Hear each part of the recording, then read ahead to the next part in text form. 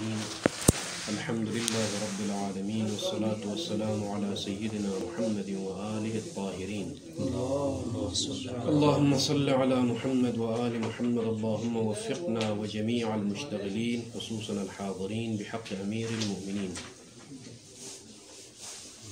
بلے شیخ اعظم انصاری رضوان اللہ تعالی علیہ نے فرمایا کہ مشہور کا نظریہ یہ ہے اذا كان الفضولی يعلم برضا المالك قلبا فالشيخ الأعظم الأنصاري ماذا قال؟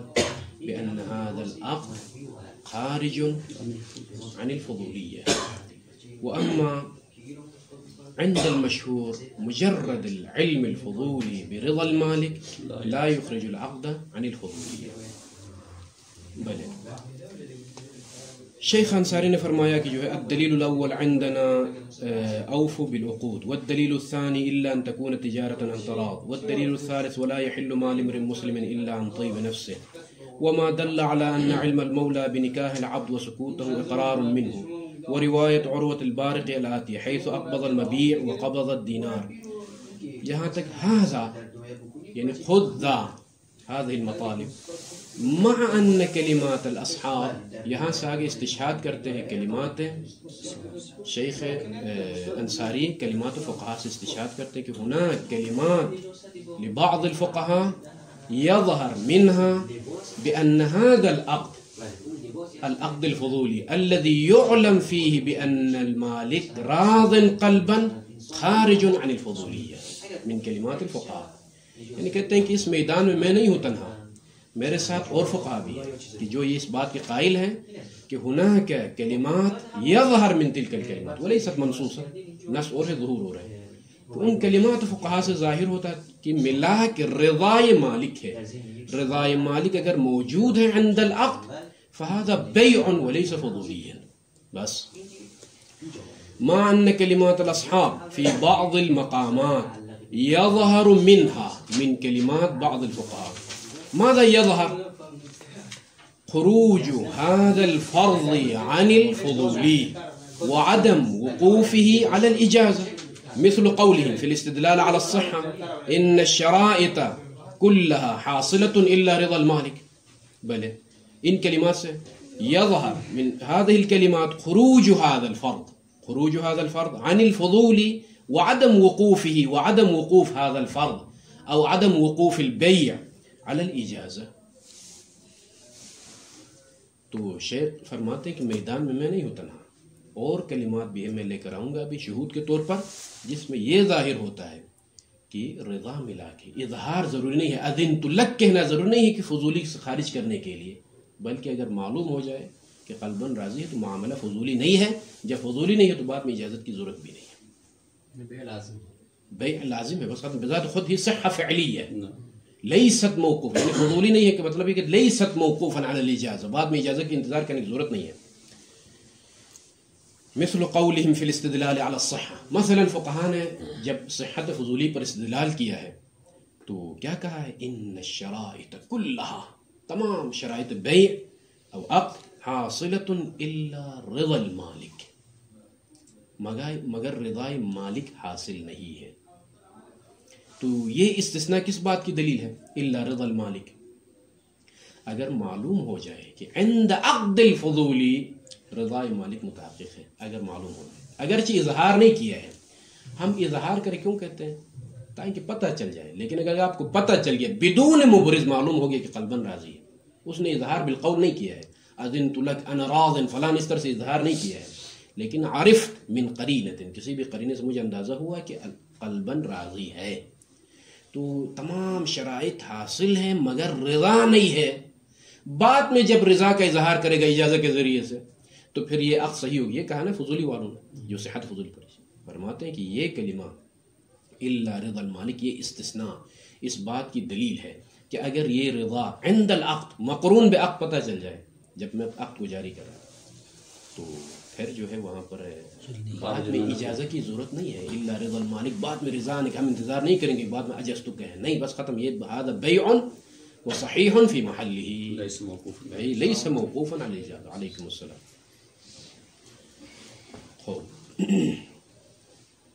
اس کے بعد وقولہم مثل قولہم، اس کے بعد وقولہم ان الاجازت لا یکفی فیہا السکوت. کیا کہا ہے بھائی اجازت میں آیا سکوت مالک کافی ہے یا نہیں ہے؟ فقہاء نے کیا کہا ہے جنہوں نے صحت فضولی کی استدلال کیا، سکوت مالک کافی نہیں ہے اجازت میں. کیوں بھائی؟ لأن السکوت اعم من الرضا، یعنی ملاک کیا ہے؟ رضا مالک ہے. رضا مالک کو ظاہر کرنے کے لیے میرے پاس قول ہے، اشارہ ہے، فعل ہے، مختلف چیزیں ہیں. اصل ملاک رضا ہے. اگر یہ رضا حین العقد نہ ہو، بعد میں اگر ظاہر ہو جائے، مبرز بالقول، قول کے ذریعے سے ظاہر ہو، تو ہم اس کو کہتے ہیں اجازہ. لیکن اگر معلوم ہو جائے، چونکہ حین العقد اگر معلوم ہو جائے کہ رضا ہے، تو پھر یہ فضولی نہیں ہے، لیس موقوفا علی الاجازہ. اسی لیے فرماتے ہیں کہ رضا پر یہ سکوت دلالت نہیں کر رہا. کیوں؟ اس لیے سکوت عام ہے، ممکن ہے راضی ہو، ممکن ہے راضی نہ ہو. سکوت نص تو نہیں ہے رضا پر، سکوت عام ہے. بھلے لذا ہم محتاج ہیں کہ بھئی کسی طریقے سے وہ رضا کا اظہار کرے. سکوت کافی نہیں ہے. لیکن اگر معلوم ہو جائے کہ رضا ہے، ٹھیک ہے، ساکت بھی ہے وہ مالک، لیکن ادھر سے مجھے معلوم ہو جائے کہ جو ہے کسی اور قرینے سے کہ راضی ہے قلباً، تو پھر ختم. لا نحتاج الى مبرز قولی، پھر بعد میں اجزت رضیت فلان کہنے کی ضرورت نہیں ہے. اور یہی عقد بیع ہے، عقد لازم ہے، صحیح ہے فعلا، یترتب علیہ اثر ولا نحتاج الى الاجازہ. خلاص. تو یہ کلمات سے ظاہر یہ ہوتا ہے کہ بھئی ملاک رضا مالک عند العقد. قول ضروری نہیں ہے، یعنی ان کلمات میں یہ نہیں کہا گیا کہ جو ہے قولاً اذن کا اظہار کرے تو پھر جو ہے معاملہ فضولی ہونے سے خارج ہوگا. ایسا نہیں ہے. حتی قولاً کہیں یا حتی قلباً راضی ہو لیکن قولاً اظہار نہ کرے، لیکن عارف الفضولی او علمنا مثلا بأن المالک راض قلباً.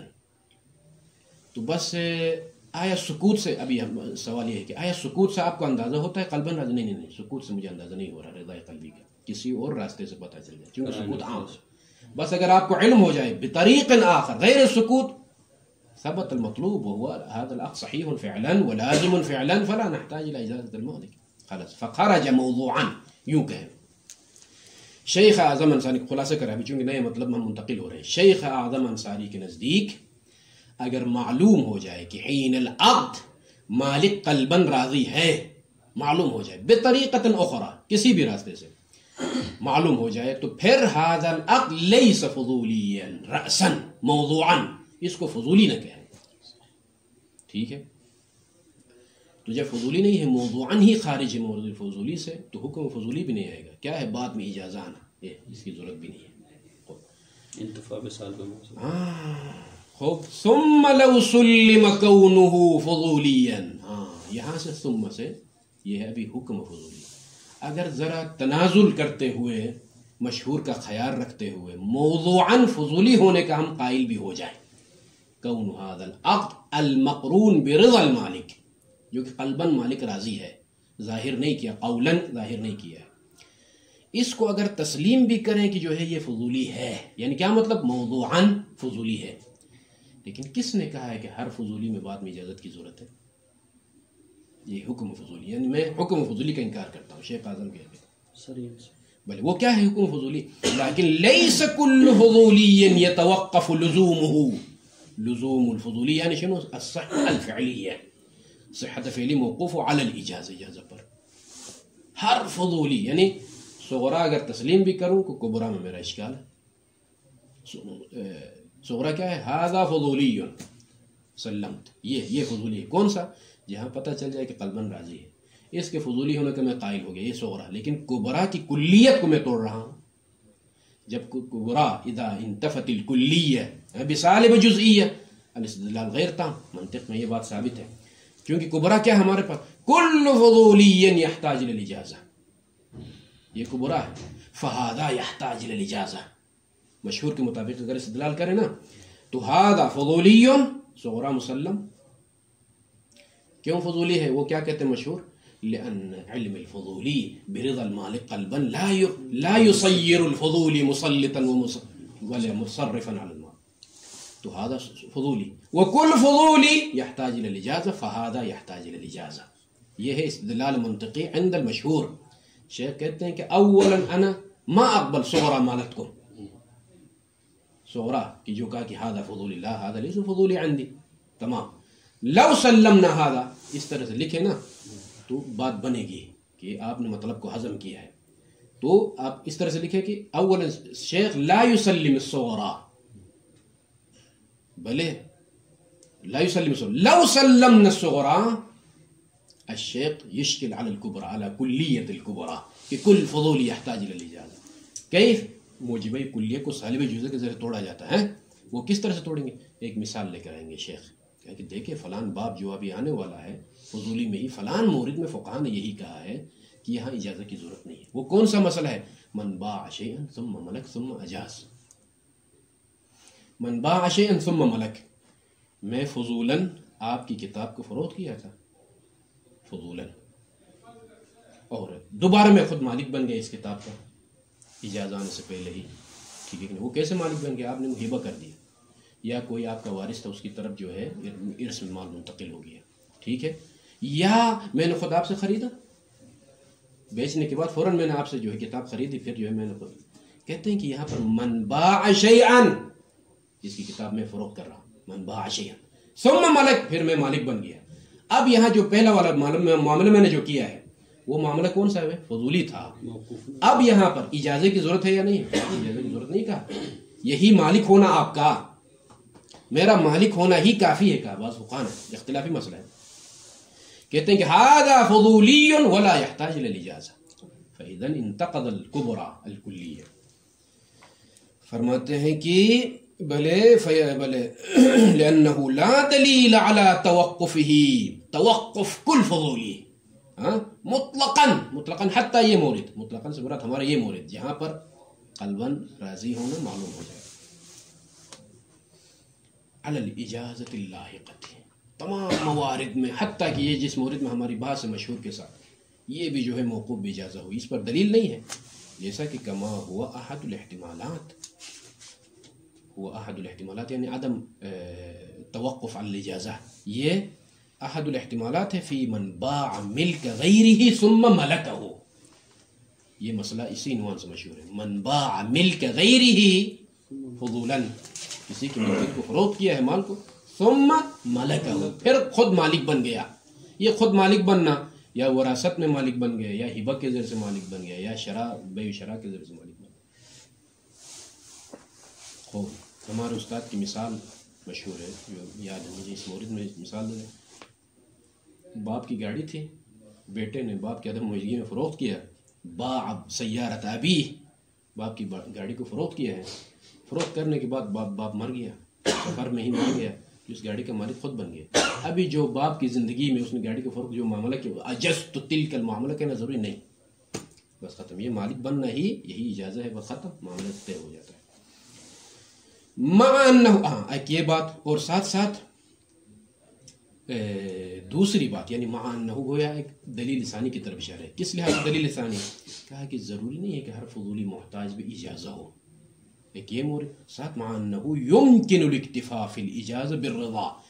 اس عبارت پر کئی اعتراضات محشین نے کیے اپنی جگہ، لیکن خود عبارت کو سمجھنا مقصود ہے فی الحال ہمارا کہ شیخ کے نظریے پر کس کس نے اعتراض کیا. وہ اعتراض میں جانے کی ضرورت نہیں ہے. اصل شیخ ماذا يريد من هذه العبارة؟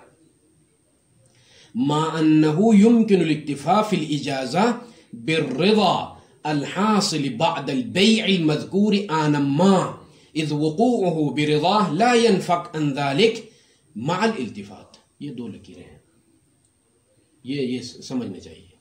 یہاں شیخ کیا کہنا چاہ رہے ہیں بھائی؟ اصل مطلب یہ ہے اپنے الفاظ میں کہ یہ جو اجازہ آپ لوگ کہہ رہے بات، اس اجازت کے دائرے کو میں ذرا وسیع کرنا چاہتا ہوں.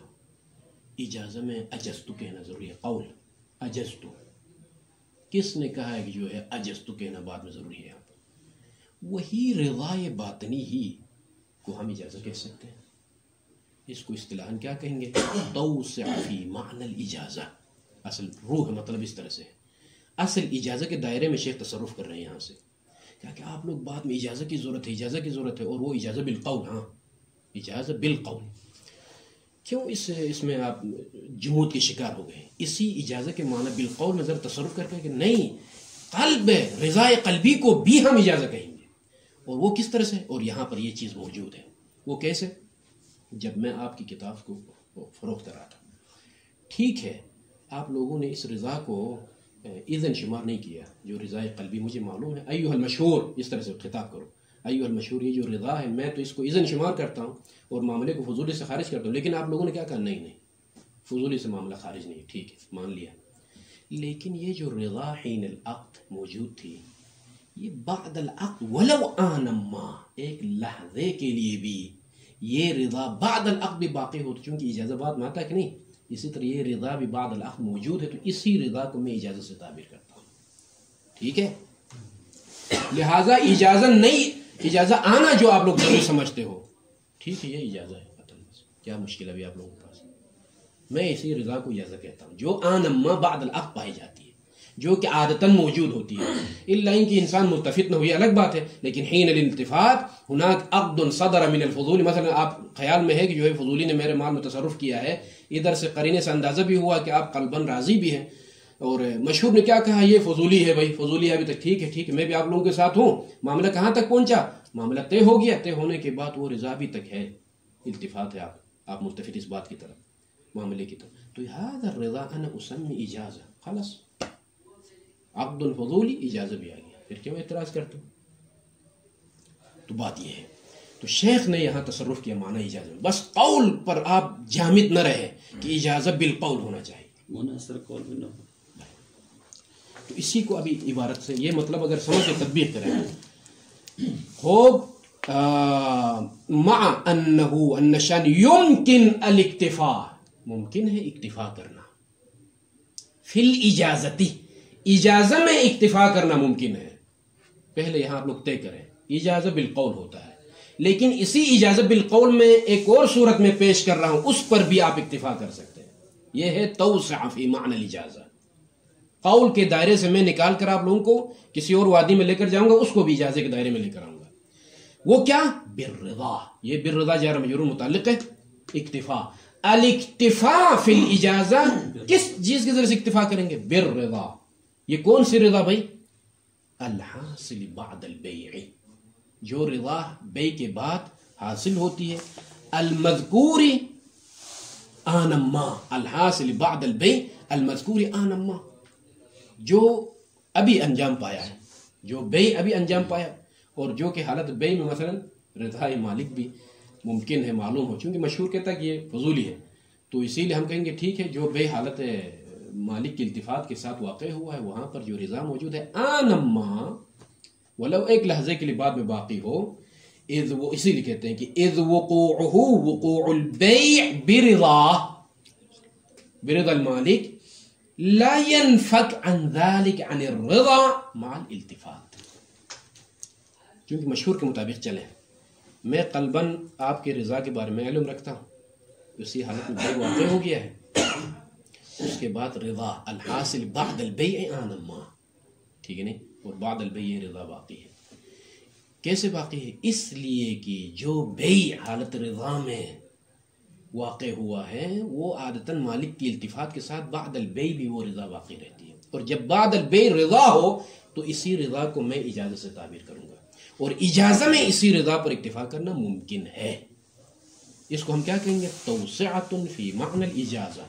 اجزتو جو قول ہے، اس میں ذرا وسیع کر کے ہم کہیں گے اس رضا کو ہم اجازت کہیں گے، لہذا اجازت بھی موجود ہے، پھر اشکال کا مورد نہیں رہے گا. فضولی موضوعا معکم نسلم، وہ اجازت ہم موجود ہے، وہ اجازت کیا ہے؟ رضا کی صورت میں. تو شیخ کے نزدیک فضولی کب سے دخلت ہوگی؟ بلے شیخ فضولی کو کب یہاں سے مانتے ہو؟ واضح مصداق ہے، وہ یہ کہ نہ آپ میں نہ جو ہے مالک ہوں، نہ ولی ہوں، نہ معذون ہوں، اور ساتھ ساتھ اصلاً آپ کی رضا بھی نہیں ہے. حین العقد میں جب انجام دے رہا ہوں کتاب، آپ راضی بھی نہیں ہیں اصلاً. تو بے حرام ہو جاتا ہے، بے کرو حرمت میں چلا جائے گا. مالک کی اجازت ہی نہیں ہے، کوئی بھی نہیں، وہ بے کر رہا ہے تو یہی تو مشکل ہے، یہی تو بات ہے قبلہ، تو بے فضول سے تو نہیں آتا قبلہ، یہی تو بات ہے کہا ہے نا. یعنی شیخ مکمل بے فضول کے قائل ہیں. یہاں سے 2 نجفی شیخ گئے ہیں پاکستان اس زمانے میں، ان کو اردو بھی نہیں آتی تھی، ہمارے علاقے کے بوڑھے بیچارے. تو ایک نے ایران سے پنسلیں وغیرہ، یہ پنسل نہیں ہوتے ہیں، وہ پاکستان میں اس وقت جو ہے بیچارے وہ راستے میں کچھ خرید کے لے جاتے تھے، پھر کوئٹہ میں فروخت کرتے تھے. ایک شیخ کے پاس کچھ کتابیں تھی، دوسرے کے پاس جو ہے اس طرح کے پین وغیرہ رکھے ہوئے تھے. پولیس نے کہا کیا لے کر آئے؟ کچھ بھی نہیں ہے سر، کہا ہے انہوں نے اپنے انداز میں. تو پولیس نے جس کے پاس پنسلیں تھی اس کو وہ کھلوا دی، تو ساری پنسلیں یہ کیا ہے؟ یہی تو بات ہے نا، کہا ہے شیخ نے. تو یہاں پر بھی ایسا ہے کہ جو ہے یہاں مسئلہ ہے، یہاں پھر فضولی کی صورتیں بنیں گی. ایک دفعہ آپ کے منع کے باوجود وہ صورت آئیں گی نا کل جی، آپ کے منع کے باوجود میں یہ تصرف کر رہا ہوں، پھر یہ تصرف تو حرام ہے، بھائی حرام کام کر رہا ہے، یہ تو چور ہے فلان. یہی تو مسائل ہے. یہاں پر غاصب کو فضولی میں شمار کیا ہے، اس کو صحیح کرنے کا راستہ ہے یا نہیں ہمارے پاس؟ یہی اصل بات ہے فضولی میں. میں مالک بھی نہ ہوں، ولی بھی نہ ہوں، اذن بھی نہیں، اور ساتھ ساتھ شدت کہاں ہے کہ آپ کے منع بھی کہ نہیں کرو بھائی، میرے مال فروخت نہیں کرو، اس کے باوجود میں یہ کام کر رہا ہوں. یہاں اور شدت آئے گی. یہ فضولی جو اتفاقی مسائل آئیں گے شیخ کے پاس جو فضولی ہے. غاصب کا دوسرا نام فضولی دیا ہے، یعنی جی، غاصب کا دوسرا نام فضولی دیا ہے. غاصب کو فضولی بھی کہا جاتا ہے، یہ مقصود ہے نا آپ کا. غاصب فضولی ہے، سراق چور حضرات، یہ سارے کیا ہے؟ فضولی ہے. جی خوب. ثم پھر شیخ پھر ثم سے کہتے ہیں کہ ایک اور چیز لے کر آؤں گا. اولا ٹھیک ہے، موضوعاً میں نے فضولی مان لیا، لیکن کس نے کہا کہ ہر فضولی اجازت پر موقوف ہے؟ پھر اس کے بعد کہا کہ کیا مشکل ہے، اجازت کو بھی ثابت کروں گا، یہ ہے رضا توسع فی معنی الجد. ثم پھر ایک اور بات، تیسری بات کہ انہ لو اشکل فی عقود غیر المالک، غیر مالک کے عقدوں میں، وہ عقد نکاح و بیع فلان، اگر آپ اشکال بھی کریں تو فلا ينبغي الاشکال فی عقد العبد. ایک ہے فضولی عبد کی صورت میں، ایک ہے میں اور آپ ہیں، پوچھے بغیر جو ہے تصرف کرے کسی کے مال میں، کسی کی شادی کروا دے، لڑکی یا لڑکے کا مثلا پوچھے بغیر، ماں باپ پوچھے بغیر جو ہے بیٹے کی شادی کسی سے نکاح کروا دے، یا بھائی یہ سب فضولی ہے.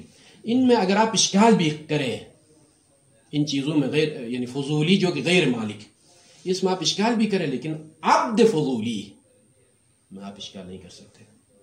روایات صاف روایتیں ہیں، چھپ کے مولا سے چھپ کے اس نے شادی کی ہے، اندر سے مولا کو پتہ بھی چل کے بعد میں امام نے کہا باقی رہو، تجدید نکاح کی ضرورت نہیں ہے. وہاں کیا مجال ہے، وہاں آپ لوگ اشکال کریں. ثم انه لو اشکل فی عقود غیر المالک فلا ينبغي الاشکال فی عقد العبد. عقد عبد، کیونکہ عبد کے تصرف کا مالک نہیں ہے نا عبد.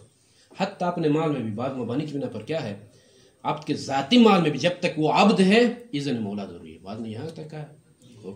تو اسی صورت میں نکاح او بیعا، وہ عقد عبد جو بھی ہو، مع العلم برضا السید ولو لم یأذن له. دیکھیں مولا کو علم ہے کہ یہ اس طرح سے کام کر رہا ہے، لیکن اذن تو نہیں کہا ہے، اذنت للزواج ایھا العبد نہیں کہا، اجازت نہیں دی ہے. لیکن عبد نے کیا کہا؟ عبد کا معاملے کے بارے میں مولا آگاہ ہے.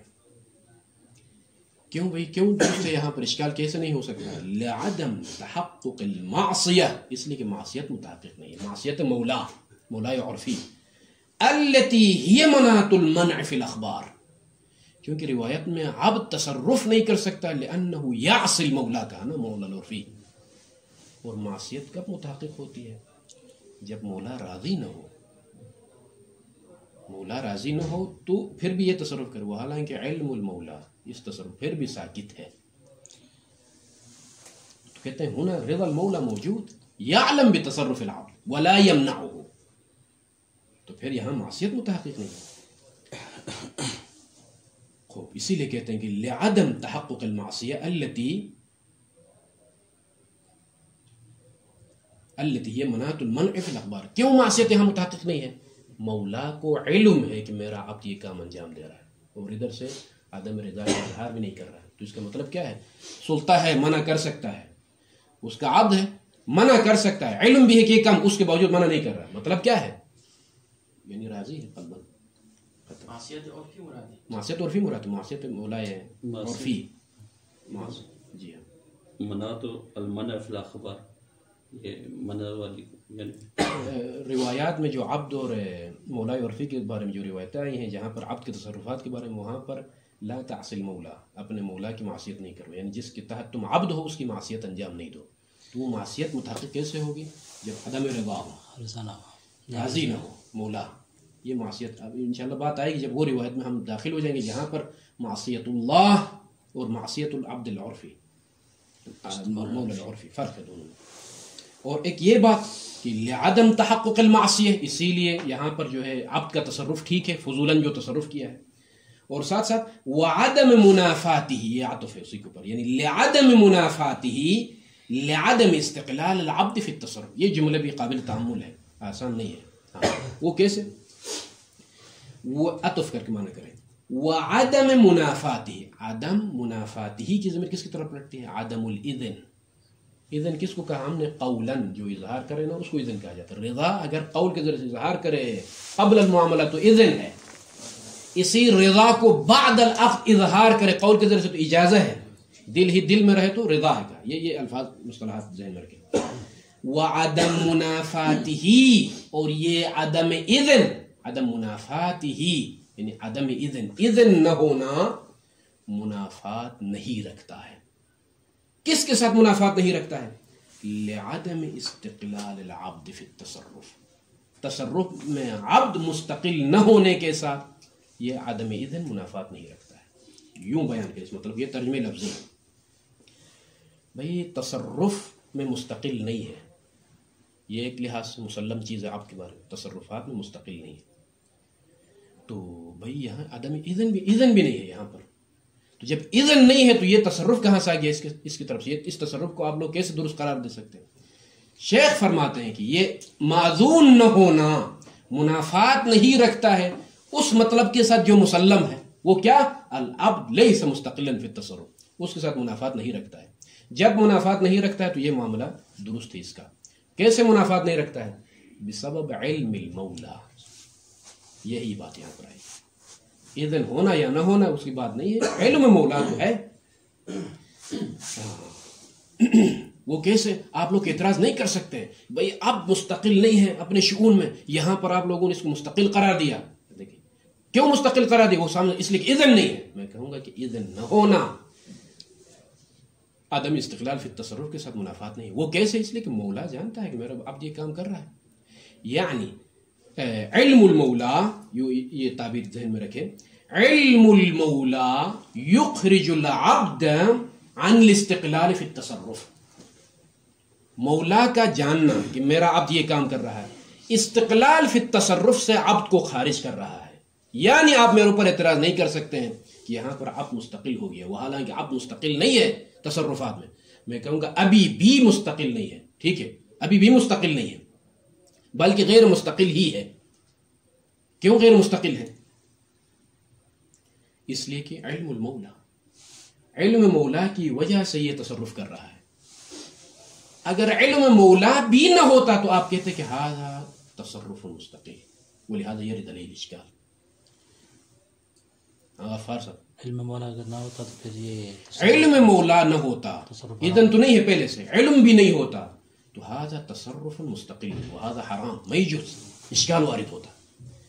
چونکہ روایات نے غیر مستقل قرار دیا ہے تو مستشکل کیا کہہ رہا ہے؟ یہ اذن نہ ہونا عدم استقلال کے ساتھ منافات ہے، عدم استقلال کے ساتھ منافات ہے، لہذا یہ تصرف ٹھیک نہیں ہونا چاہیے. تو شیخ کہتے ہیں کہ عدم منافات نہیں ہے، عدم اذن منافات نہیں اس چیز کے ساتھ. کیوں منافات نہیں؟ اس لیے کہ لأن المولا يعلم فعلم المولا یخرج العبد عن الاستقلالیہ. آپ لوگ جو میرے اوپر اشکال کرتے ہو کہ یہاں عبد کو مستقل بنا دیا آپ لوگوں نے، نکاح میں، بے میں، فلان میں، اذن کے بغیر اس معاملے کو آپ لوگوں نے درست قرار دیا. میں کہوں گا نہیں بھائی، مستقل نہیں ہے ابھی بھی. اذن نہ ہو تو بھی یہ مستقل نہیں. پھر بھی کیوں مستقل نہیں ہے؟ لأن المولا يعلم بتصرف العبد. اسی لیے یہاں پر عبد ابھی بھی مستقل نہیں ہے. لہذا ان روایات کے ٹکر میں عمل نہیں کر رہا ہوں جو روایات کہتے ہیں کہ العبد لیس مستقلا. نعم، ابھی بھی لیس مستقل. کیوں؟ لأن المولا يعلم بتصرف هذه. ہاں اگر مولا نہ اذن دے دے نہ علم ہو اس تصرف کے بارے میں، اس کے باوجود تصرف کرے اور میں صحیح قرار دے دوں تو آپ لوگ کہیں کہ آپ نے روایت کے خلاف عمل کیا. روایات کہتے ہیں کہ ہذا غیر مستقل اور آپ لوگوں نے مستقل قرار دیا, وہاں اس اعتراض آئے گا. ثم اعلم ان الفضولی قد یبیع للمالک, یعنی کیا مطلب قد یبیع للمالک؟ بعت هذا الكتاب عن المالک, اس طرح سے کہتے ہیں. وقد یبیع لنفسه, بعت هذا الكتاب لنفسه, اس طرح سے کہتے ہیں. وعلى الاول جو بعت هذا الكتاب عن المالک یعنی صورت میں, فقد لا يسبقه منع من المالک, پہلے سے کوئی منع نہیں ہے کہ بھئی یہ کام نہیں کرنا ہے, اس طرح سے کوئی نہیں ہے پہلے سے. وقد يسبقه المنع, کبھی پہلے سے ان کی طرف سے منع ہے. لا تبع هذا المال, اس کے باوجود میں نے کہا بعت هذا الكتاب عن المالک. فهنا مسائل ثلاث. یہاں تک جو مطلب یہ جو دو ورق ہے میرے خیال میں پیچیدہ مطالب ہے, پیچیدہ مطالب ہے. وصلی اللہ علی محمد وعلی آلہ.